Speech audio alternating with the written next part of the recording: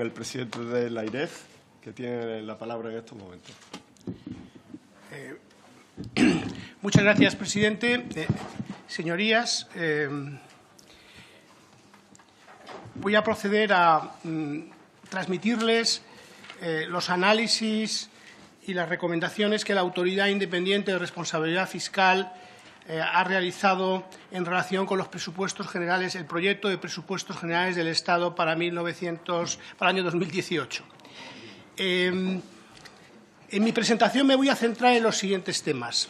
En primer lugar, voy a hablar del escenario macroeconómico. Como conocen, la normativa europea exige que el cuadro macroeconómico que subyace a los presupuestos generales del Estado sea evaluado por la Autoridad Independiente de Responsabilidad Fiscal y lo avale en el caso en que este presupuesto sea probable o más que prudente que probable. Es exactamente los términos de la normativa europea y me explicaré al respecto. En segundo lugar, la normativa europea y la Ley Orgánica de la AIREF también exige que nosotros evaluemos los presupuestos generales del Estado desde la perspectiva de su adecuación a las reglas fiscales y al marco de disciplina tanto europeo como nacional. Y a eso también me referiré en el segundo punto. En el tercero hay una especie de síntesis evaluando conjuntamente los datos de los presupuestos desde una doble perspectiva que de alguna forma se contrapone. Desde una parte de la función estabilizadora del ciclo económico que deben tener la política fiscal, teniendo en cuenta la exigencia de que la deuda sea sostenible y que las cuentas públicas respeten el principio de estabilidad presupuestaria. Hay otras funciones de la política fiscal que la AIREF no evalúa y que también son muy relevantes porque no tenemos mandato para ello y no tenemos ni el expertise ni la capacidad, como son la función de distribución de renta que tiene la política fiscal y, en su caso, para las nuevas medidas, el impacto que puede tener sobre el crecimiento económico a medio plazo. En otros países, los AIREFs correspondientes sí tienen competencias y, por lo tanto, instrumentos y capacidad para evaluar esto. Nosotros nos limitamos en esta evaluación a aquellos aspectos en los cuales estamos habilitados para hacerlo. Pero quiero añadir que una evaluación más completa incorporaría algunas dimensiones en las que, desgraciadamente, yo no me puedo extender mucho, aunque pueda hacer alguna reflexión. Finalmente, hablaré de mis recomendaciones. Vamos a empezar. Voy a esperar al presidente. Empezamos al presidente. Que llega, se incorpora el presidente.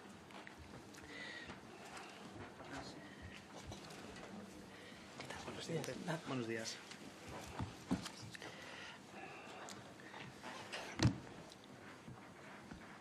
Sí. Gracias. Como decía, el primer punto de mi presentación hace referencia al escenario macroeconómico. Nosotros hemos evaluado, este informe ya es preceptivo que lo saquemos simultáneamente con la presentación por el Gobierno de los presupuestos. Hemos evaluado el cuadro macroeconómico y hemos concluido que es unas proyecciones macroeconómicas prudentes. Voy a intentar explicar y detenerme en el por qué nosotros creemos que es así. En primer lugar, constatar que este año estamos evaluando las proyecciones del año en curso en el mes de abril, cuando normalmente lo hacemos 6 o 7 meses antes, con lo cual el grado de precisión de la valoración es mucho mayor. No estamos en septiembre del año 2017 o de octubre, estamos en abril del 18 y ya sabemos bastante de lo que está pasando. Y eso de lo que está pasando lo intento reflejar en esa primera transparencia, que es el indicador de termómetro de la economía española que estamos sacando desde hace unas semanas, que evalúa en tiempo real y con datos diarios muy térmicamente lo que está pasando dentro del trimestre. Y lo que vemos es que desde el principio del año ha habido una tendencia a mayor aceleración de la actividad, a mayor crecimiento desde el punto de partida del año, y esto ya va a determinar en gran medida el resultado del año. Estamos creciendo ya en este momento en tasas en el entorno del 3%, si no algo mayores.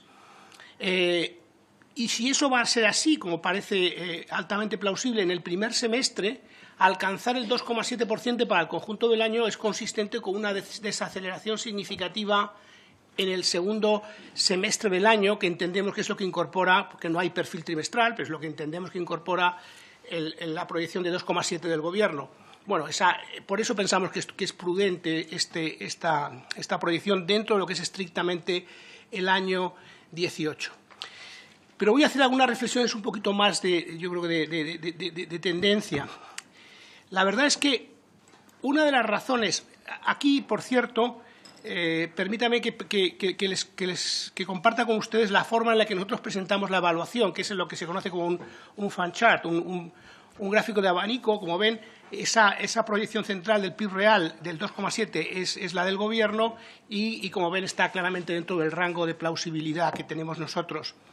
Si vemos la evolución del deflactor del PIB, que es muy importante desde el punto de vista fiscal, porque lo que importa es el crecimiento nominal desde el punto de vista de los ingresos fiscales, vemos que también está incluso por debajo del rango intercuartil central de 40-60, es decir, es una proyección de inflación conservadora. Eso resulta, y lo vemos aquí conjuntamente, cuando vemos el fan chart de la proyección del crecimiento del PIB nominal, que es el relevante de una forma simplificada para muchos de los ingresos fiscales, lo que encontramos es que dentro de nuestro rango de plausibilidad pues tenemos esa percepción de prudencia. ¿Por qué es esto? Voy a apuntar alguna y voy a discutir alguna de las reflexiones que se han hecho por parte de los especialistas a la hora de evaluar este año 2018.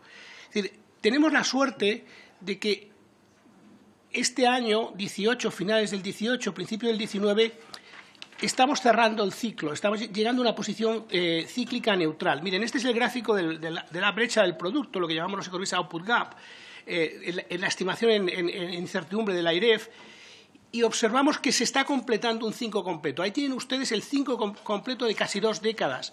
En el año 99 estábamos en una situación cíclica parecida a la actual. Con lo cual es interesante comparar el año 99 con el año actual, porque nos da 2 puntos de referencia donde las influencias cíclicas sobre muchas magnitudes que a veces distorsionan el análisis, básicamente las tenemos fuera y son 2 puntos muy comparables. Y esto me sirve para decir de que pensamos que el recorrido de crecimiento es sostenible porque se está creciendo de una forma más equilibrada de lo que ocurría en el año 99, en una posición cíclica similar. Aquí vemos una comparación de algunos elementos. Por ejemplo, en el año 99 había un déficit por cuenta corriente de más de 1,5 puntos del PIB. Ahora tenemos un superávit de casi 2. En el año 99, en un punto cíclico similar, la inflación estaba sensiblemente por encima de la del Banco Central Europeo, ahora está por debajo, en la expectativa del año 18. En el año 99 teníamos un apalancamiento del sector privado y crédito ya creciendo al 16%. Ahora, básicamente, casi todo se financia con autofinanciación y se hace prácticamente sin crédito bancario. ¿Esto qué quiere decir? Quiere decir que es probable que en los próximos años, cuando el ciclo vaya madurando, a partir de esta situación neutral que vemos en el gráfico, vaya madurando, lo hagamos, digamos, de forma más suave, porque esto es más equilibrado y probablemente tengamos un ciclo más sostenible, alcista, y que se extienda algo más. Esa es una de las razones por las cuales pensamos que este crecimiento en el que estamos instalados tiene cierto recorrido, por esta comparación, digamos, en 2 puntos cíclicos. Ahora bien, no todo es de rosa, y la comparación con el año 99 también nos lleva a reflexionar sobre algunos retos. Permítanme que distinga 3. El primero es el fiscal. En el año 99 teníamos una deuda pública de en torno a 60 puntos del PIB, ahora estamos por encima de 95. En el año 99 teníamos un superávit primario de 2 puntos del PIB, básicamente estructural, porque estábamos en situación cíclica neutral. Ahora estamos en equilibrio cíclico con un déficit probablemente algo por encima del 2%, más en torno al 2,5% en el año 2018. Por lo tanto, se ha deteriorado nuestra posición estructural de una forma significativa durante todo este ciclo completo tan largo y tan amplio que hemos tenido. La tasa de paro, esto es curioso, pero la tasa de paro es prácticamente exactamente la misma, la que tendremos a final de este año, en torno al 15%, que la que teníamos en el año 99. Seguimos teniendo un problema en el mercado de trabajo después de este ciclo tan largo. La desigualdad ha crecido, el índice de Gini comparado el 99 con el actual pues es más alto. Las rentas salariales hay una tendencia a pesar menos dentro de lo que es la distribución de renta, es decir, hay elementos que al mismo tiempo que tenemos una economía que está creciendo de una forma más equilibrada y con menos, digamos, con menos sobresaltos, por así decirlo, al mismo tiempo plantea retos estructurales significativos que he querido reflejar aquí. Me parece que esta es una reflexión importante a tener. Entrando en temas más concretos, si uno mira la gente que está haciendo previsiones un poquito más conservadoras, y el propio Gobierno hace una previsión donde el consumo en el año 18 crece a un ritmo inferior al del año 17. Bueno, nosotros no estamos tan seguros de eso y les voy a intentar explicar por qué. Mire, esta es la evolución del consumo, en este gráfico, el consumo privado en volúmenes, en términos reales, desde el año 99. Esta línea que pongo encima es como el determinante estructural de equilibrio, digamos, del consumo, basados en determinantes de renta, de equilibrio, de riqueza, etcétera, tipos de interés. De tal forma que la brecha entre los dos, que es lo que pinto aquí, es básicamente si el consumo está o no por encima de su nivel de equilibrio. Y lo que vemos es que sí, efectivamente, estamos un poquito ya en una fase expansiva. Pero es que cuando empieza la fase expansiva no se agota inmediatamente, como ven ustedes. Tiende a deslizarse y probablemente estamos entrando en una fase de un poquito de exceso de consumo, pero que tiene recorrido por unos años. Por lo tanto, desde un punto de vista estrictamente objetivo, nosotros no pensamos que el consumo se vaya a desacelerar tan pronto como aparecen algunas previsiones. Otra forma de ver el tema del consumo. Se ha dicho que la tasa de ahorro es muy baja en España ahora. Mire, esta es la tasa de ahorro de las familias españolas en porcentaje de la renta disponible, desde el año también 99. Observen ahí esos dos puntos que señalo yo, son los dos mínimos. Y se suele decir, oiga, estamos volviendo a los mínimos del año 2007, una tasa de ahorro en torno al 6%. Pero es que se nos olvida algo muy importante que viene en este gráfico. Esa es la parte del ahorro bruto destinado a la inversión por parte de las familias, básicamente en vivienda. En el año 2007 era 250 puntos del ahorro, es decir, no es que el ahorro se agotaba y además tenías que desahorrar con créditos por 1,5 más de todo el ahorro para poder absorber la venta en vivienda. Ahora, como vemos, prácticamente todo el ahorro bruto es suficiente para abordar los gastos de inversión en vivienda principales y amortización de las familias. Además, las familias tienen una situación de riqueza financiera bastante agregadamente. Después, cuando uno mira las decilas de renta, la fotografía es muy distinta. Aquí yo estoy hablando en términos muy macro, y en términos muy macro, las familias tienen un nivel de renta neta, es decir, inmobiliaria financiera menos crédito, que está en los máximos históricos, en 120 puntos del PIB. Hay que retrotraerse a principios del año 2000 para encontrar algo así. Y las familias, toda esa tasa de ahorro tan alta que vemos en este gráfico durante la crisis, la han utilizado sobre todo para acumular activos financieros. Estamos en niveles máximos de depósitos en los bancos de las familias y eso les da un colchón para sostener el consumo. Por lo tanto, yo creo que no es probable que todavía, cuando madure el ciclo ya lo veremos, pero todavía en este punto cíclico más o menos neutral, no es razonable que todavía encontremos una desaceleración del ahorro. Otro soporte es la inversión. El comportamiento de la inversión en bienes de equipo, aquí he quitado construcción, está siendo verdaderamente llamativa. Miren, ese gráfico que ven ahí a la izquierda, mi izquierda, es la tasa de crecimiento histórica desde el año 80 de la inversión en España, que ha sido alta, es un 6,4%. Bueno, desde el año 2013 estamos creciendo una tasa superior. ¿Ven ahí las dos pendientes? Estamos creciendo sistemáticamente una tasa de la inversión. Se está invirtiendo mucho en España, se está invirtiendo mucho más que en Europa.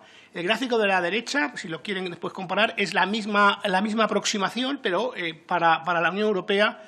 Y fíjense que la tasa de crecimiento es la mitad en los últimos 4 años, en 3,5%, está por debajo de la mitad de la española. Luego, estamos teniendo un crecimiento con un sesgo muy significativo hacia la inversión en bienes de equipo y esto suele suponer una aportación, digamos, al stock de capital de la economía que tiende a sostener el crecimiento. Y además esta inversión, y esto es una novedad, se está financiando básicamente con capital, con autofinanciación. Esto es lo que refleja este gráfico, donde ven el ahorro acumulado de los sectores no financieros y cómo gran parte de esa inversión, la parte de abajo es lo que vendría con crédito, vemos cómo se ha dado la vuelta completamente, es decir, el área oscura es lo que se financia con crédito, el área de color es lo que se financia con autofinanciación. Está comprobado empíricamente que cuando las inversiones se realizan con capital, con autofinanciación y menos con crédito, es decir, la asignación de los recursos suele ser mejor. Bueno, estamos financiando este gran stock de capital. En España se está financiando fundamentalmente con capital y con autofinanciación y prácticamente en términos agregados y netos no se está utilizando el crédito, lo que quiere decir que todavía hay recorrido para cuando vuelva el crédito. Bueno, estas razones nos llevan a pensar a nosotros que estamos en una situación en la cual crecimientos similares a los del año pasado solamente sean perfectamente plausibles y a valorar el crecimiento del cuadro macroeconómico como prudente en este contexto. Además, cuando uno evalúa los riesgos, que siempre los hay, a la baja que puedan producirse, nosotros vemos que son riesgos, no voy a entrar en el detalle, me llevaría un poco de tiempo. Aquí, como ven, los riesgos principales nosotros los vemos o bien con probabilidad baja o bien con impacto negativo sobre el crecimiento limitado. Y esto además tendría que materializarse ya prácticamente, estos riesgos, para que nos impacten en el 18. Cuando vuelvo aquí, cuando hablemos del programa de estabilidad que tiene que presentar el Gobierno a final de este mes, que se extiende durante 4 años, el diagnóstico puede que difiera, porque una cosa es evaluar a 4 años vista y otra cosa es evaluar a 7 meses vista, que es lo que estamos, o 8 meses, que es lo que estamos haciendo en este momento. Hay que ser consciente que lo que estamos evaluando es muy corto plazo en este momento. Y por lo tanto, cuando hablamos de riesgos, tenemos que evaluarlos desde esa perspectiva estrictamente. Estamos viendo el impacto en ingresos en este propio año, básicamente, del cuadro macroeconómico. Bien, voy a pasar ahora a mi segundo punto, que es la evaluación de los objetivos fiscales. Y aquí, la verdad es que tengo que transmitirles el dilema al que se enfrenta la Autoridad Independiente de Responsabilidad Fiscal. Lo he intentado reflejar en esta transparencia. Aquí hay un objetivo agregado, que es el 2%, que se acordó y se fijó con las autoridades europeas en su momento para el conjunto de administraciones públicas. Nosotros, voy a explicar durante esta presentación, consideramos que alcanzar este objetivo agregado es factible, aunque está muy justo. Nuestra proyección central es un poquito por encima del 2,2, con lo cual es factible según nuestros ejercicios probabilísticos, pero muy ajustado. Por lo tanto, desde esa perspectiva, recuerdo que la Autoridad Independiente de Responsabilidad Fiscal, y esto es lo que piden las autoridades europeas, tiene que hacer recomendaciones a las administraciones públicas cuando perciba, en un ejercicio preventivo, que su presupuesto o la ejecución de su presupuesto le lleva a desviaciones de sus objetivos fiscales. Luego, desde esta perspectiva, nosotros no vemos la necesidad de hacer ninguna recomendación este año desde el punto de vista de la reconducción hacia el objetivo, tal como establecen determinados artículos de nuestra ley orgánica. Pero ¿qué es lo que ocurre? Que nuestra ley orgánica nos dice que esto lo tenemos que evaluar mirando a cada una de las administraciones individualmente. Y cada una de las administraciones individualmente tiene un objetivo distinto. Objetivo que se fijó aquí en las Cortes, por cierto, que tienen que aprobar las Cortes, Administración Central, comunidades autónomas, cada una de las comunidades autónomas, en este caso todas son iguales, corporaciones locales. Y nosotros también tenemos que pronunciarnos sobre eso. Y cuando vemos esos objetivos a nivel individual, ese diagnóstico agregado no coincide. Y esto nos plantea un dilema, porque realmente tendríamos que hacer recomendaciones a algunas administraciones, veremos cuáles, diciendo que tendrían que hacer ajustes cuando sabemos que agregadamente no son necesarios, pero sí. El problema está en que se han fijado objetivos inadecuados para cada uno de los sectores. Y se han fijado, se han propuesto y se han acordado en esta Cámara. Y nosotros nos vemos impelidos a evaluar eso de alguna forma. Lo que estamos aplicando es el sentido común y estamos reconduciendo todo este cálculo para no tener que hacer recomendaciones cuando agregadamente las cosas más o menos casan. Pero plantea un problema, de interpretación muy estricta de la legalidad. Y el problema que tenemos nosotros, para que ustedes entiendan, aparte de que el marco de esquemas de reglas concretas que se fija para cada administración pierde virtualidad de esta forma, y pierde y se vacía un poco de contenido la ley de estabilidad nuestra cuando estos objetivos se fijan así. Además, desde el punto de vista de la ley orgánica de la AIREF plantea un problema, porque nosotros, si nos atendemos a la letra, tendríamos que estar haciendo recomendaciones que, por otro lado, creemos que no son necesarias. Pero después llega el Tribunal de Cuentas, que evalúa la AIREF y lo hace con una aproximación normalmente muy extensiva y nos dice, oye, ustedes están favoreciendo al Gobierno porque tendrían que haber hecho recomendaciones porque el objetivo es este y aquí resulta que no sé qué. Entonces, tenemos que explicarles, mire usted, no, apliquemos el sentido común, porque agregadamente y tal, no sé qué, pero esto genera problemas en los marcos cuando a veces se hacen interpretaciones muy legalistas de las cosas, que es en un juego en el que nosotros no estamos. Más allá de esto, de las interpretaciones legalistas, lo que a mí me preocupa sobre todo es que el marco de reglas para cada administración que debe guiarlo y permitir la evaluación de sus objetivos se está perdiendo utilidad con esta técnica de fijación de objetivos. Voy a intentar explicárselo porque yo creo que esto es importante con un poquito de detalle. Miren, esta primera columna que tenemos aquí son los objetivos que han aprobado ustedes para cada una de las administraciones. 0 equilibrio para las corporaciones locales, menos 0,4 las comunidades autónomas, la seguridad social, el Fondo de Seguridad Social un menos 1,1, la Administración Central un menos 2 y el agregado que coincide, que es el que se acuerda por Bruselas. Bien.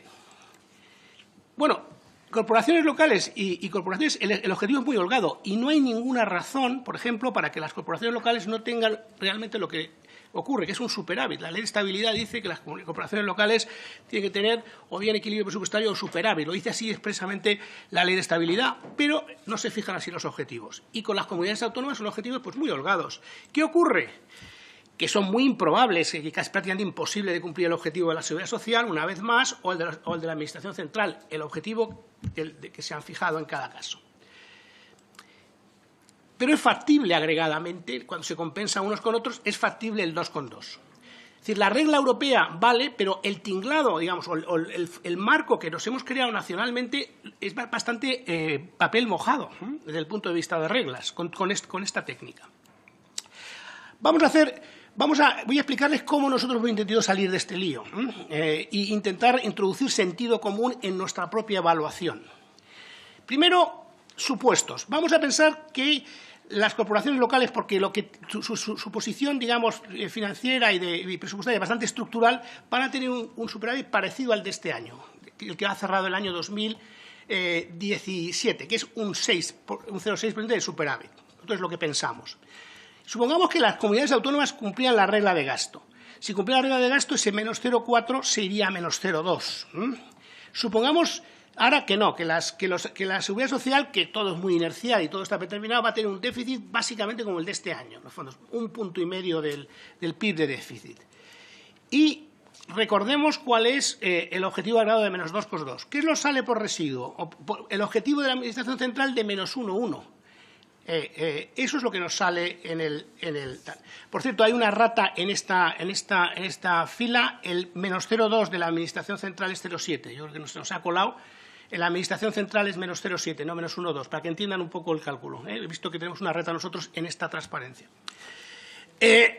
¿Y ahora qué pensamos en la AIREF? Pensamos que el más 0,6 es realmente factible. Pensamos que las comunidades autónomas, algunas no van a cumplir la regla de gasto, por lo tanto van a estar más bien en el 0,3, en menos 0,3, es decir, no en el 0,2. Pensamos que la seguridad social va a estar en el 1,5, muy parecido este año. Y pensamos que el Estado probablemente esté no en el 0,7, menos 0,7 de objetivo, pero sí puede estar cerca del menos 1,1, aunque si añadimos el gasto incurrido por la responsabilidad patrimonial de la Administración con las autopistas, probablemente se vaya más al 1,3. ¿Qué ocurre? Que al final ese menos 2,2 es factible pero ajustado. Si suman, nosotros apuntamos más a un 2,5, pero si tenemos en cuenta que el gasto de la RPA es un gasto no recurrente de una vez, de 2 décimas, pues estamos cerca de ahí. Está justo, difícil llegar al 2,2. Esto es un poco como nosotros nos hemos aproximado para no tener que hacer recomendaciones específicas a la Administración Central de que no va a cumplir su objetivo del menos 0,7, que es que no lo va a cumplir.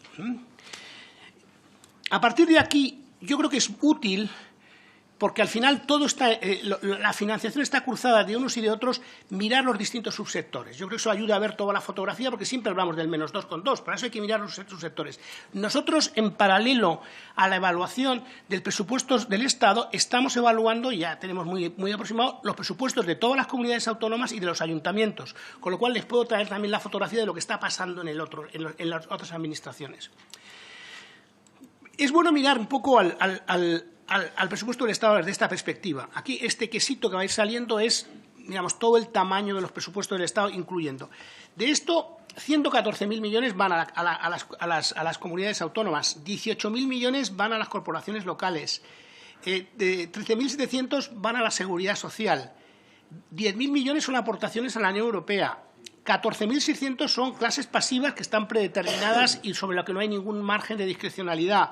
Y 25.800 millones, con una cierta caída este año, es lo que va a intereses. Entre paréntesis aparece la tasa de crecimiento que nosotros esperamos en la AIREF de cada uno de estos componentes. Con lo cual, lo que le queda al Estado realmente para poder jugar es aproximadamente un 25% de lo que hay ahí, que es este quesito de aquí, que le vamos a llamar gasto discrecional, aunque hay muchas cosas predeterminadas también por estructuras salariales, etcétera.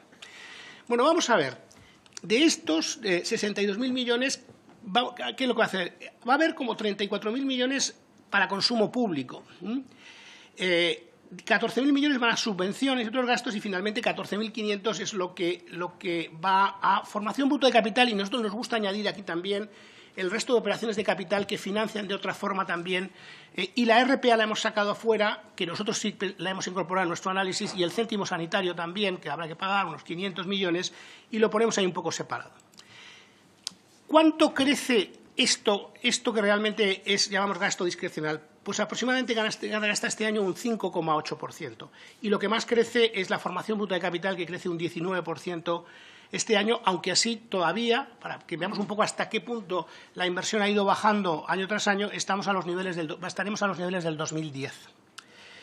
Bueno, vamos a ir viendo, si les parece, qué pasa con cada uno de estos trocitos del quesito. Y empecemos por los ayuntamientos. Aquí, perdónenme que me detenga un poco, porque este superávit estructural de los ayuntamientos, cuando el conjunto de administraciones públicas está en una situación de déficit importante, requiere alguna reflexión.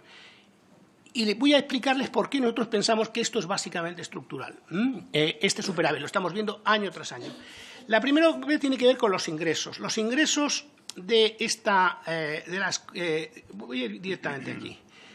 Los ayuntamientos, y aquí la comparación con las comunidades autónomas es interesante, tienen una estructura de ingresos mucho más acíclica, con lo cual le da una gran estabilidad de los ingresos en relación, por ejemplo, a las comunidades autónomas. Y después tienen mucha más capacidad, digamos, de palancas propias. Miren, este gráfico de aquí es la recaudación en porcentaje del PIB de los ayuntamientos desde el año 2006 por IBI, y la gráfica de arriba es la recaudación que podrían haber obtenido si hubieran llevado el tipo al máximo. ¿Ven ustedes cómo el colchón se ha ido abriendo entre una y otra? Es decir, esto, desde luego, ninguna otra administración tiene una situación como esta, en la cual tienen posibilidades de aumentar su recaudación crecientemente y que realmente no tienen por qué utilizarla. Veo que al señor Bell no le está gustando lo que estoy diciendo.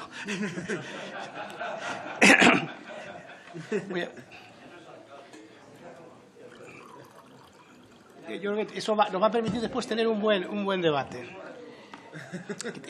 Hay que hacer algo con estos 7.000 millones. Es decir, hay que hacer algo con ellos.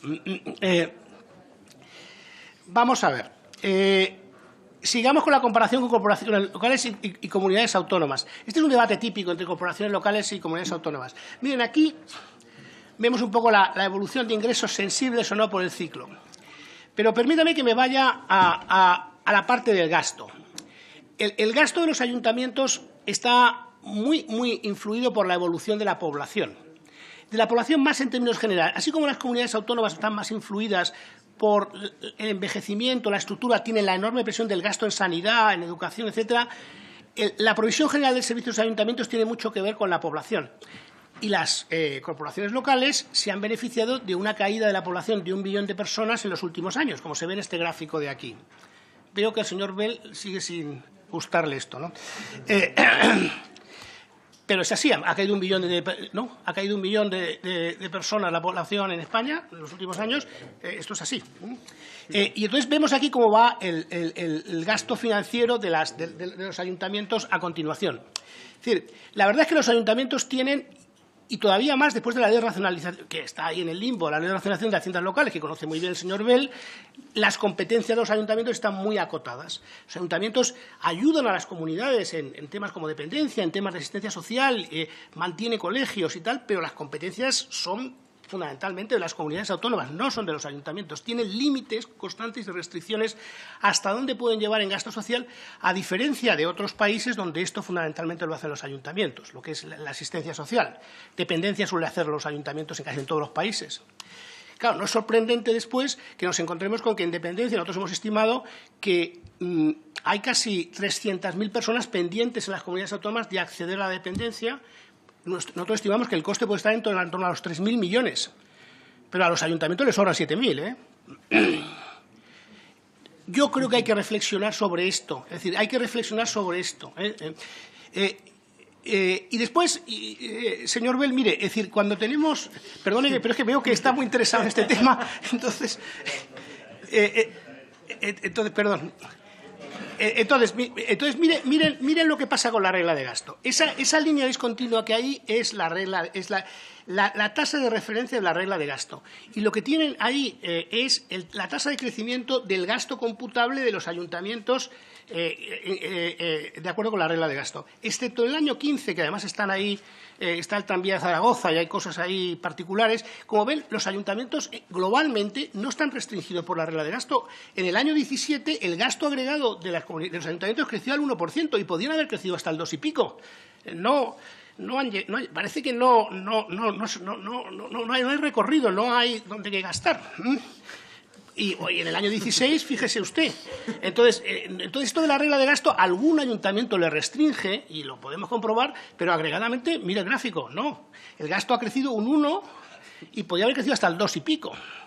Luego, sobre esto hay que reflexionar, porque tenemos enormes tensiones de gasto en otras administraciones y enormes desajustes de financiación. Esto es muy importante, que yo creo que se ponga encima de la mesa y esté en el centro del debate. Bien, aquí termino con los ayuntamientos y aquí miren exactamente la estructura de ingresos y gastos. Voy a ir rápido porque aquí se ven los crecimientos. El gasto le ha crecido al 3,4. Esto ya es el 18. Esto es nuestra expectativa del 18 basada en la evaluación que hemos hecho de los presupuestos que nos han ido mandando los ayuntamientos y la interacción, sobre todo con los grandes que hemos tenido. Ahí pueden ver en estas cajitas la estructura de ingresos y gastos, cómo los gastos crecen de nuevo al 18 al 3,4 y los ingresos a más del, por ejemplo, los ingresos propios a más del 4%. Con lo cual, vamos a tener otros tantos millones de superávit. ¿Y qué pasa con este superávit? Pues miren, antes de eso voy a hacer una reflexión. Se ha flexibilizado la regla de gasto de los ayuntamientos para el año 2018. Nosotros hemos estimado el impacto que pueda tener y pensamos que no va a afectar mucho a esta fotografía en el año 18. Primero, y aquí en esta transparencia intento explicarlo porque conviene, primero hay unas condiciones bastante exigentes para quien pueda utilizar esa posibilidad de que gastos financieramente sostenibles no computen en la base de la regla de gasto. Eso nos ha llevado a estimar a nosotros que aproximadamente 1/3 de los ayuntamientos no se van a beneficiar. Se van a beneficiar todos los grandes, pero sobre todo los ayuntamientos de tamaño intermedio en España están en una situación bastante peor que los grandes y con los muy pequeños. En esa franja va a haber un grado de capacidad para poder acceder a inversión financiera sostenible mucho menor. En cambio, las diputaciones en general están muy holgadas y casi todas van a poder tirar de ello. La medida ha permitido, aquí lo ven aquí, ampliar aquellos conceptos en los cuales se considera lo que es financieramente sostenible. Realmente esto de financieramente sostenible tiene poco. Básicamente son capítulos, es un término que se utiliza, son capítulos en que los ayuntamientos pueden realmente invertir. Pero a mí el concepto pues lo utilizamos, pero es equívoco. Y al final, ¿qué pasa en nuestra estimación? Nosotros pensamos que de todo esto salen unos 1.000 millones adicionales viendo los programas nuevos a los que pueden acogerse los ayuntamientos, pero el impacto en el año 2018 nosotros no pensamos que supere mucho los 200 millones, es decir, no nos va a cambiar mucho la película que decía, porque se puede ejecutar en 2 años, vemos el ritmo de ejecución al que se hacen y pensamos que muchos de ellos caerán en los años próximos, sobre todo en el año 19. Luego, para el 18 contamos con el 0,6%, que es un poco a lo que a mí me preocupa desde el punto de vista de los objetivos fiscales. ¿Y qué es lo que pasa con esto? Pues lo que pasa, yo no sé, en cada ayuntamiento puede ser distinto, pero miren la deuda de los ayuntamientos, ese gráfico de ahí. La deuda de los ayuntamientos ya está en el 3% del PIB, que es el límite a largo plazo. Pero claro, como ya hay muchos ayuntamientos que no tienen deuda y no pueden cancelar ninguna deuda, o otros no les interesa por la razón, ¿qué es lo que hacen? Pues van metiendo los depósitos en los bancos. Ahí tenemos ese gráfico. Es la evolución de los depósitos en los bancos. Es decir, la situación fiscal agregada que tenemos en España, los ayuntamientos ya llevan 24.000 millones depositados en los bancos. 24.000. Este año va a haber otros 7.000 más, pues una parte importante va a subir ahí. Ya vamos a acercarnos a los 30.000. Con lo cual, la deuda neta, que es lo que sale en este gráfico entre los dos, pues ya ven ustedes, ¿no?, dónde estamos. Bueno, me parece que este es un tema interesante. Es decir, es un tema interesante sobre el que habría que reflexionar entre todos. Vamos a ver las comunidades autónomas que no están tan bien como los ayuntamientos. Pensamos que la previsión va a estar en torno al 0,3 porque quizá vamos a verlo directamente aquí, en estas cajitas que yo creo que son útiles para ver lo que le llega del Estado a las comunidades autónomas, estos 114.000 millones, bueno, lo que llega del sistema de financiación, no del Estado, pues también de las comunidades autónomas. Perdón por la imprecisión evidente. Crece a un ritmo del 3,6% este año, es decir, algo menos que otros años, pero crece al 3%. Pero es que, según nuestras estimaciones y lo que hemos ido cotejando con las comunidades autónomas, sus ingresos propios están creciendo mucho, porque se está recuperando el mercado inmobiliario, etcétera, y probablemente crezca el resto de ingresos a un 6 y pico %, con lo cual tiene una situación, digamos, no diría holgada, pero van cómodamente cumpliendo el objetivo agregadamente. No todas, agregadamente. Y el gasto crece un 3,4%. Está un poquito por encima de, esto no es exactamente el gasto computable, pero nos sirve de la regla de gasto, pero nos sirve un poco de referencia con el 2,4 para este año, porque quiere decir que no van a cumplir la regla de gasto casi todas. Se ha flexibilizado en los presupuestos generales del Estado la regla de gasto, como saben ustedes. Se flexibiliza en la disposición 106 del proyecto de presupuestos. Esto va a afectar a aquellas comunidades autónomas que, teniendo superávit, cumplen la regla de gasto del año siguiente, del año anterior. Perdón. Entonces tenemos que ver a ver quién cumple la regla de gasto y a ver quién es elegible. Eso lo sabremos en los próximos días. Yo creo que hay algunas cuestiones abiertas ahí que tenemos curiosidad por saber cómo se resuelven, porque eso podría determinar que el mapa que yo voy a explicar. Conviene aclarar que las comunidades autónomas tienen, eso sí, menos restricciones, no tienen todas esas restricciones que tienen los ayuntamientos para gastar en inversiones financieramente sostenibles, y además no tienen que ser en programas concretos, tienen más libertad. Este es el mapa de cumplimiento del año 18 por comunidades autónomas que planteamos nosotros. Ya realmente en el año 18 el objetivo del 0,4, muy improbable de cumplir, solo queda una comunidad, que es Murcia. Y dos que lo tienen improbable, pero que podrían, vamos a ver, que son Extremadura y Valencia. Pero Murcia es el que se ha quedado ahí descolocado. Las demás yo creo que van a estar cerca, van a estar en el cumplimiento. No tanto así en la regla de gasto, que es el gráfico de la derecha, del 2,4%.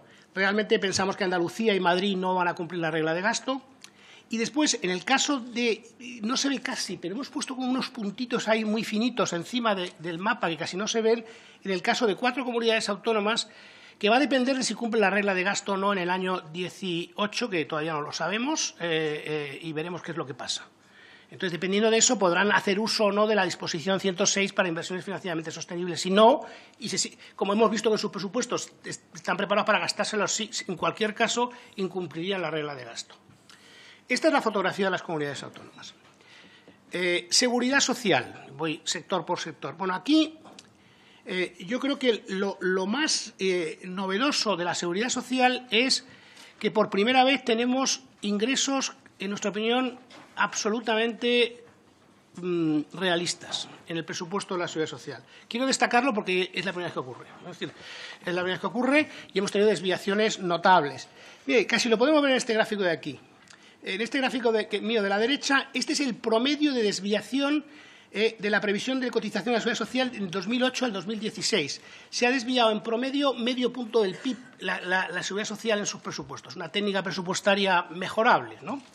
Y en el 17 ya tuvimos una mejora considerable. Solo se han desviado 2 décimas. Nosotros pensamos que, según la estimación de la IREF, que este año prácticamente están casi como nosotros.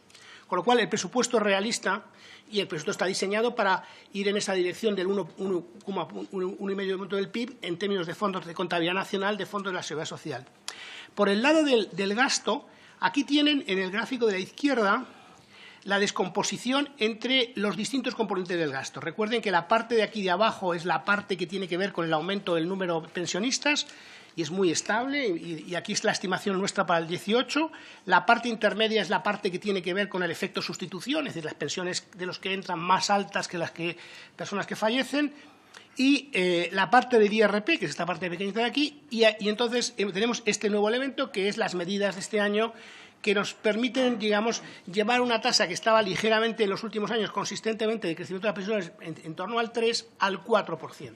En términos agregados, las medidas las conocen, estaban en la transparencia anterior, nosotros las hemos evaluado en coste y está en línea con nosotros. Bueno, aquí, dado que esto es tan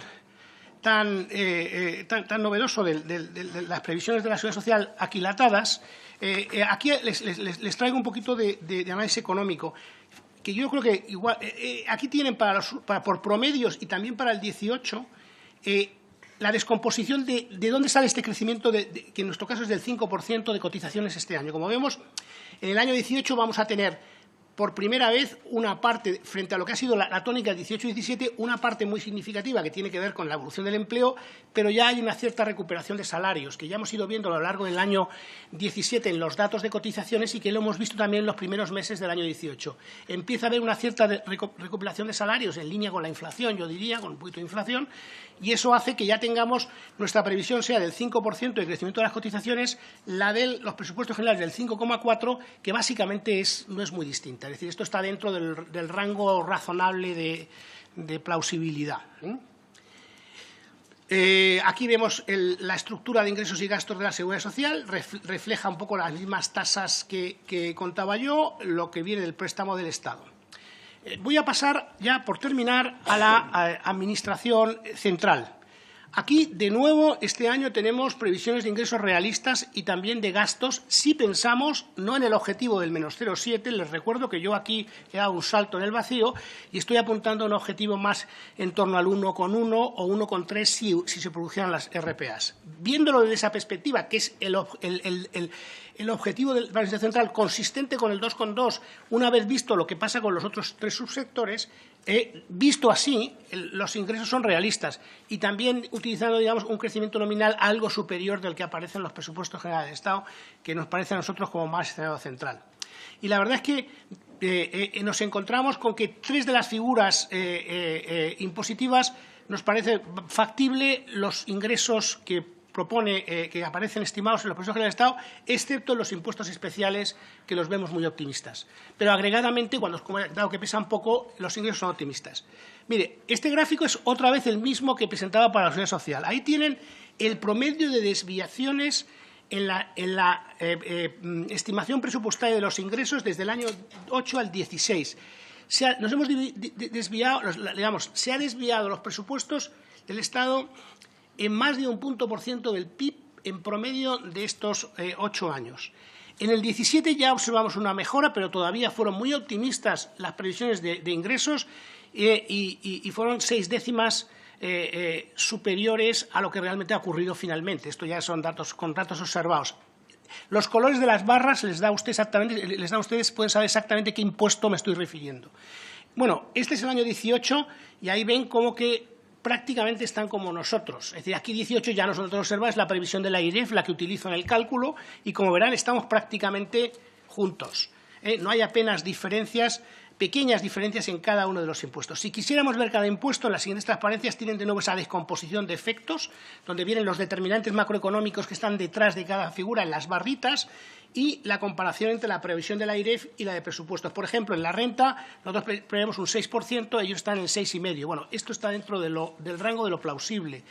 Y ahí vienen los efectos. Esta barrita de aquí de rayada es el efecto de la reforma fiscal bajando el impuesto a la renta de determinados tramos.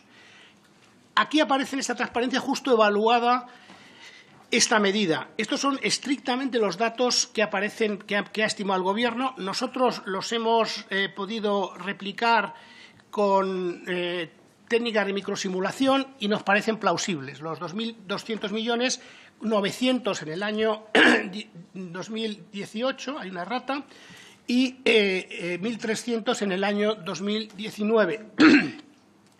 Finalmente hay un pequeño impacto positivo, digamos negativo, por el tipo reducido del IVA. Bueno, nosotros tenemos una previsión en torno, algo por encima del 5 para el impuesto de sociedades. Los presupuestos generales del Estado tienen una previsión prudente también del 4,8. Pero este es un impuesto muy difícil de estimar y quería llamar la atención sobre este asunto porque una vez más lo que estamos viendo es, y lo vemos aquí otra vez, este gráfico, yo creo que lo he enseñado alguna vez más, esto es la línea azul, el impuesto de sociedades devengado. La línea de abajo es la base imponible consolidada y la línea de arriba es el resultado contable positivo que declaran las empresas en el impuesto sobre la renta. Como vemos, la brecha no hace más que abrirse entre uno y otro y estamos a niveles de recaudación del año en términos reales, esto es en términos reales, ojo, del año 1999. Pero la base imponible en ese momento tenía un nivel de 100, hoy estamos en una base de 200, más del doble que la que había entonces. Esto hace que nos parece bien una provisión prudente del impuesto de sociedades. Hemos preguntado muchas veces al Ministerio de Hacienda conocer las bases imponibles negativas acumuladas, porque pensamos que esto está pesando mucho, no nos las proporcionan. Yo creo que esta es una información que debería estar disponible para poder mejorar las previsiones de todos de este ejercicio. ¿Cuántas bases imponibles negativas se han acumulado durante la crisis? Porque esta es una de las razones por las cuales el impuesto no termina de despegar. Esto es el IVA. En el IVA incluso estamos un poquito por encima de ellos. Cuando si quieren curiosidad después, esas rayas rayadas son los efectos específicos de la reforma. Nosotros hemos introducido una técnica de limpieza de las series para poder ver lo que depende de la macro, por así decirlo, de lo que son cambios normativos, para que puedan ustedes analizar con más precisión de cómo evolucionan los impuestos y a qué depende cada cosa. El IVA es así. Finalmente, si nos vamos a los gastos, hay dos conceptos que favorecen la ejecución presupuestaria. En nuestra opinión, se va a reducir 2 décimas el gasto en intereses respecto al año 2017 y va a haber otras 2 décimas menos por transferencias al SEPI y al FOGASA. Esto es ya lo de los intereses de nuestra estimación. Lo del SEPI y FOGASA son los datos aprobados que nos parecen a nosotros razonables. Dicho esto, esto se está ya agotando. Son dos avenidas, dos mecanismos de dar holgura a otras partes del presupuesto que tenemos que ser conscientes que se van agotando. La bajada de intereses tiene ya poco recorrido hacia adelante. Y también las transferencias del SEPE, estamos ya a niveles mínimos de gasto en prestaciones de desempleo tomando una perspectiva de largo plazo. ¿Qué está pasando hemos incluido, obviamente, en nuestras proyecciones el aumento de la remuneración de asalariados, del 1,75 de los empleados públicos, también lo que afecta a pensiones de clases pasivas. Y en la formación de bruta de capital hemos utilizado, nosotros sí hemos incluido una estimación de RP de las autopistas como la que ha estimado el Gobierno en su momento de unos 2.000 millones. Y no hemos supuesto que haya ningún ingreso complementario este año, que lo habrá probablemente en el 19 cuando se reliciten. No hemos podido incluir información sobre pasivos contingentes porque esto que a nosotros parece absolutamente central y que está en la línea de las mejores técnicas presupuestarias, son muy escasa la información que proporciona la IGAE y nula la que hay en presupuestos. Nosotros estamos trabajando seriamente en un informe en un estudio sobre pasivos contingentes que yo creo que tendremos a finales del año, es el año en curso, donde miraremos los distintos posibles elementos que puedan producir un aumento de la deuda o déficit inesperado y en los próximos años. Yo creo que esta es una línea que hay que seguir. Las autoridades independientes más, digamos, con más tradición, como la inglesa o la americana, y ahora los irlandeses, están haciendo informes que llaman fiscal risk, que cada vez son más relevantes a la hora de evaluar desde una perspectiva de medio plazo las cuentas fiscales. Nosotros seguimos insistiendo que sería bueno que, aparte de que nosotros hagamos un informe, hubiera más información sobre pasivos contingentes en los presupuestos. Bien, yo voy a terminar con esta evaluación que decía de todos estos números agregados.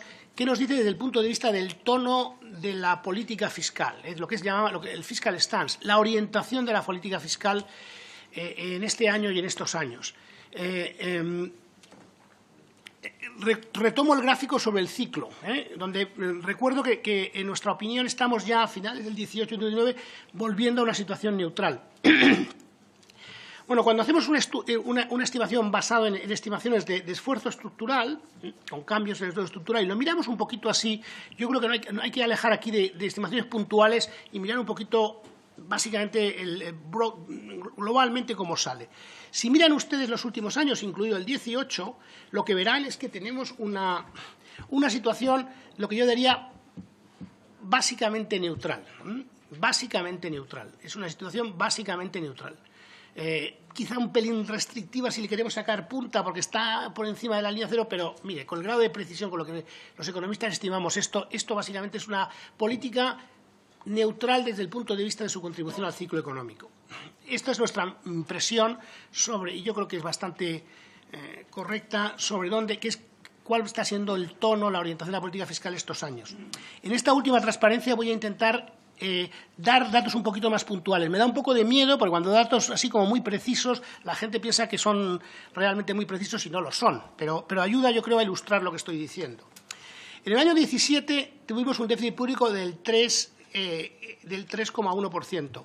En el año 18, si pensamos que vamos a terminar en el 2,3%, sin incluir autopistas, si ponemos autopistas sería un 2,5%, y esto es una estimación central nuestra que después que tiene su rango de confianza, con lo cual el 2,2 no es factible, está en el límite de la factibilidad. Lo que nos queda es que estamos reduciendo 8 décimas, ¿no? De estas 8 décimas, a ver, ¿de dónde viene la reducción de estas 8 décimas? Bueno, hay 7 décimas que vienen, 2, como decía antes, de una reducción que pensamos nosotros iba a producir los intereses de la deuda, y hay 5 décimas que serían genuinamente de ganancia todavía cíclica, porque estamos todavía en la parte baja del ciclo, que estamos ya llegando a la neutralidad, y de eso 4 son ganancia cíclica en ingresos y 1 décima la estamos ganando en que baja las cotizaciones, el gasto del SEPE por prestaciones de desempleo. Con lo cual nos queda un esfuerzo estructural prácticamente cero, 1 décima. Por eso yo decía que esto básicamente es neutral. No le saquemos punta a esta décima, pero hay 1 décima. Pero si quiere uno ver y tiene curiosidad esta décima cómo se compensa, pues efectivamente ha habido 1 décima, por ejemplo, de expansión con la bajada de impuestos. Estos 1.000 millones lo tenemos aquí abajo. Ha habido un cierto esfuerzo inversor que nos da 2 décimas. He quitado la RPA porque la RPA yo creo que no computa. Esto va directamente a unos fondos, a quien sea, y no creo que revierta en el país, sino que es algo que sale fuera del circuito económico nacional con toda probabilidad. Por tanto, no creo que tenga un impacto de stance en España, pero sí hay un esfuerzo inversor en otros aspectos que te da 2 décimas más, digamos, de impulso cíclico. Y otra en subvenciones y tal. Pero es que, digamos, se compensa con 4 décimas, digamos, de esfuerzo, de crecimiento por debajo del gasto en otros 2 componentes que ven ahí ustedes. Me gustaría hacer una reflexión un poco todavía más agregada. Al final, la regla de gasto, el gasto agregado, si sumamos, esto de la regla de gasto es muy complicado. Es muy complicado porque además hay mucha, es decir, la Intervención General del Estado, que es la que se encarga de esto, presenta la información de una forma muy inadecuada y solamente ex post se comprueba lo que ellos hacen, cambian mucho la metodología, no hay mucha transparencia y nos lleva mucho esfuerzo hacer esto, la verdad. Debería ser mucho más fácil si todo el mundo ayudara, pero aún así lo hacemos. Entonces, a nosotros nos parece que el gasto computable va a crecer, que no es todo el gasto, es el que es computable, la regla de gasto va a crecer en torno a un 4,2% en el año 2018. Algo por debajo del PIB nominal, pero por encima de la regla de gasto. Por tanto, si hubiéramos aplicado si se hubiera aplicado por todas las administraciones públicas estrictamente la regla de gasto, el grado de esfuerzo fiscal sería significativo, que es lo que es un poco la lógica europea. Esto lo vamos a ver aquí. Si hubiéramos aplicado la regla de gasto, en lugar de ese 4,2, bueno, todo esto es si aplicáramos, perdón, porque estamos hablando del 18, si aplicáramos la regla de gasto y fuera un 2,4 en lugar de un 4,2, tendríamos 3 décimas menos de déficit público según nuestras estimaciones. Es decir, en lugar del 2,3 sin autopistas, estaríamos en el 2, sobrecumpliríamos el objetivo de déficit. Por cierto, si estuviéramos fuera del procedimiento de déficit excesivo, este año lo hubiéramos estado ya, eso es lo que rige, porque rige la métrica europea, que ya no es el déficit nominal fijado cuando estás bajo procedimiento de déficit excesivo. De hecho, hay una regla, la regla de gasto europea es distinta de la española. Por ejemplo, la seguridad social está incluida en la regla europea, y por tanto, esos crecimientos del 4% que tenemos con la regla europea tienes que compensarlo con menos en el resto si va a crecer la seguridad social, el gasto en seguridad social. Ojo a lo que nos viene. Entonces, la regla europea, según nuestro cálculo, nos hubiera exigido un crecimiento del gasto del 0,8% este año. ¿Por qué es así? ¿Por qué es distinta del 2,4 español? Porque en Europa hay dos cosas que se tienen en cuenta en la famosa matriz que te determina la regla de gasto. Una es la distancia al 60%. Cuanto más distante está del 60%, nosotros estamos bastante lejos de deuda, más hay que intensificar el ritmo de moderación del gasto. Y la otra es la distancia al MTO, al objetivo a medio plazo. Como el MTO, menos 0,5, hombre, incluso en España nuestra Constitución diría el 0, pero bueno, quedémonos en el menos 0,5, estamos en el 3, en el 2 y pico. En términos estructurales, la Comisión además piensa que España ya está en un ciclo alcista, nosotros no, pero ellos sí, y como utilizan sus métricas, en la medida que, de alguna forma, aquí hay una cierta situación un poco esquizofrénica, en el siguiente sentido. Nosotros pensamos, y el AIRE, por ejemplo, pero yo creo que la política del Gobierno ha sido orientada a una cierta expansión, piensa que todavía no hemos llegado con una tasa de paro del 17, que todavía no estamos en ciclo alcista, estamos en ciclo bajista. Pero la Comisión no piensa eso. Y la métrica de la Comisión es la que rige cuando estás fuera de IPD, en el procedimiento en el preventivo. Entonces, lo que te dicen es, oiga, cuando usted está en fase expansiva, como yo creo que usted está, tiene que ir al MTO más deprisa. Mientras que en España, con una lógica distinta, según vas creciendo más, en nominal, por inflación y precios, la tasa de crecimiento del gasto, pues tienes un 2,4, el año que tienes un 2,7, cada vez te da más crecimiento. Luego se cruzan los diagnósticos. El caso es que, si aplicando la métrica europea, según nuestros cálculos, la regla de gasto sería un 0,8, lo que hubiera implicado, para que veamos hasta qué punto esta métrica da resultados sorprendentes, nos hubiera implicado una corrección del déficit adicional a la que se ha hecho de 1,2 puntos. Es decir, nos hubiéramos tenido que ir del 3,1 al 2,1, al 1,1, perdón. Yo creo que seamos conscientes, sobre todo porque yo creo que es importante que exista una interlocución y un diálogo, como han hecho otros países, con las autoridades europeas, para que esto se reconsidere y se tenga en cuenta que la métrica europea que se nos va a aplicar a España casa mal con la realidad que conocemos aquí. Por eso es importante tener instituciones fiscales nacionales fuertes que sean un contrapeso y que puedan poner encima de la mesa y que puedan ser utilizadas frente a lo que nos venga determinado por métricas comunes europeas que a veces no casan bien. Alerto de este tema porque a la hora de evaluar la orientación de la política fiscal para el año 18 todavía estamos en procedimiento decisivo, pero en el 19 ya no lo vamos a estar. Esto hay que ir preparándose para esto. Y además, yo creo que hay que tener en cuenta también, cuando hablamos de orientación a la política, la segunda dimensión a la que me voy a referir es el tema de la sostenibilidad de la deuda. Mire, este ejercicio que les presento aquí yo creo que es interesante porque la deuda estamos en torno al 96, por aquí, 96%, 97 debe estar.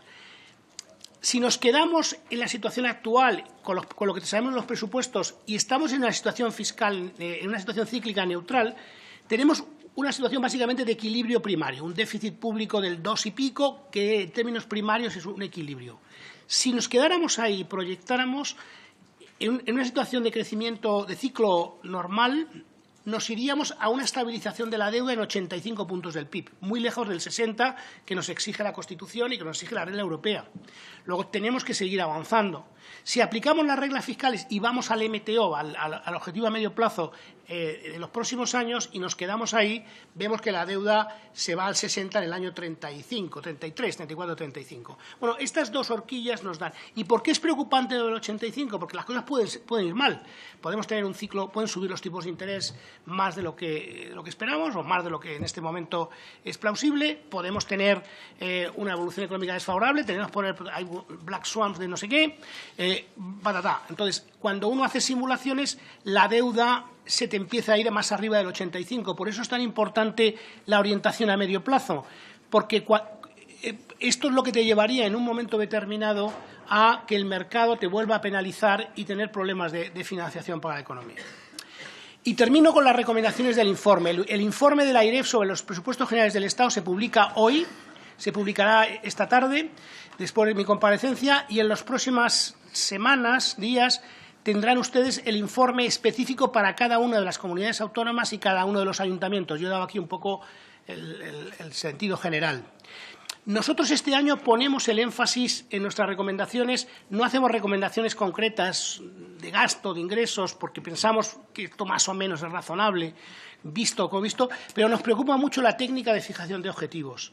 Es muy importante para que realmente el marco de la ley de estabilidad y las reglas fiscales sirvan para lo que están diseñadas, orientar el proceso presupuestario, los objetivos de cada subsector sean realistas.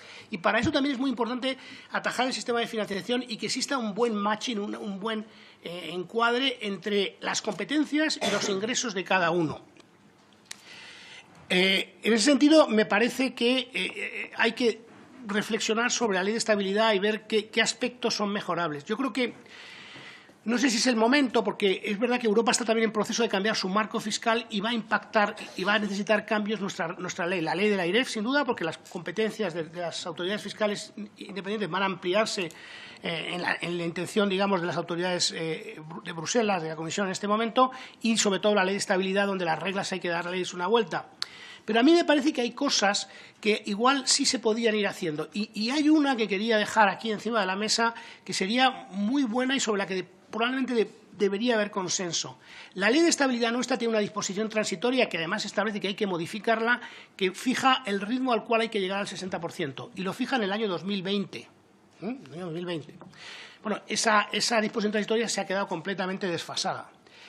A mí me parece que probablemente cada uno tenga en la cabeza trayectorias distintas y, desde luego, cada grupo político, cuando gobierne, tendrá una composición de ingresos y gastos distinta para cómo llevar esa senda. Pero probablemente la senda y el ritmo razonable, sin que la economía sufra por ello, al cual deberíamos llevar la deuda a medio plazo al 60%, podría ser un punto de acuerdo. Podría ser un punto de acuerdo para que esto sirviera de ancla a las decisiones, digamos, para que el principio de sostenibilidad de las finanzas públicas fuera algo no controvertido en el entendimiento de cuál es el punto al que hay que llevar la deuda en X años. Esto puede ser todo lo gradual que sea, pero que sirva realmente de anclaje a las decisiones de unos y otros, que después serán distintas necesariamente en sus políticas de ingresos y gastos, porque las preferencias son distintas y porque las opciones de política tienen que ser lógicamente diferenciadas. Pero en este tema podría haber acuerdo y podría haber, además, gradualidad suficiente para que nadie se sienta necesariamente restringido. Esto está pendiente porque tenemos una ley de estabilidad vigente que dice que es el 2020 y que año tras año, ni siquiera lo pongo yo aquí, obviamente se desborda ampliamente. Yo creo que este es uno de los temas, junto a la fijación la técnica de fijación de objetivos y la jerarquía de las reglas, que amerita sin duda una reflexión y un esfuerzo de consenso. Muchas gracias, presidente. Muchísimas gracias, señor Escrivá. Y a continuación, las intervenciones.